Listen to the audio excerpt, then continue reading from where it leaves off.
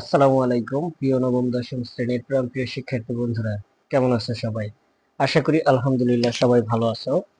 আজকে আমরা নবম দশম শ্রেণীর গণিত অনুশীলনী 11.1-এর 7-এর ক ছোট্ট একটা অঙ্কের সমাধান দেখব।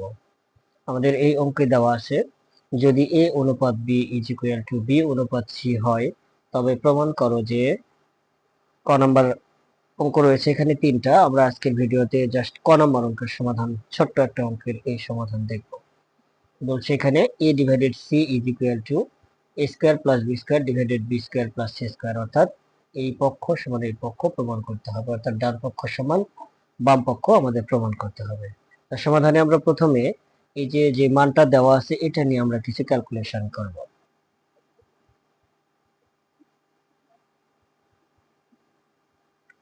সমাধান দেওয়া আছে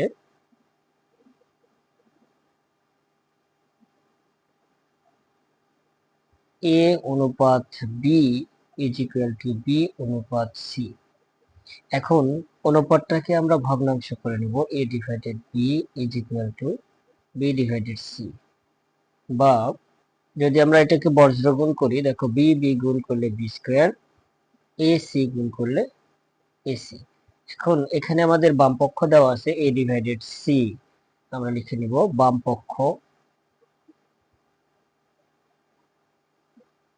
is equal to a divided c. ডান পক্ষটা আমরা ক্যালকুলেশন করব,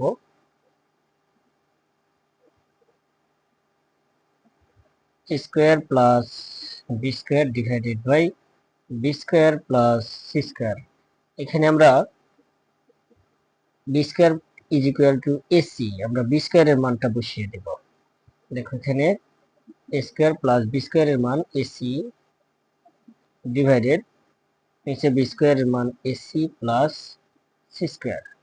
এখন আমরা এই রাশি উপরের লব থেকে আমরা এখানে এ কমন নিব, তাহলে এখানে থাকবে আমাদের এ, এখানে প্লাস সি।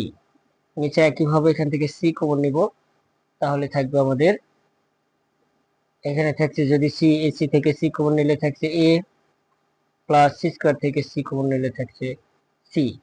লবের এ প্লাস সি, হরের এ প্লাস সি কেটে গেল, থাকছে আমাদের এ divided C.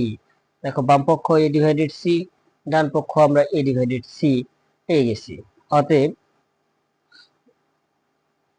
A divided c is equal to a square plus b square divided b square plus c square প্রমাণিত।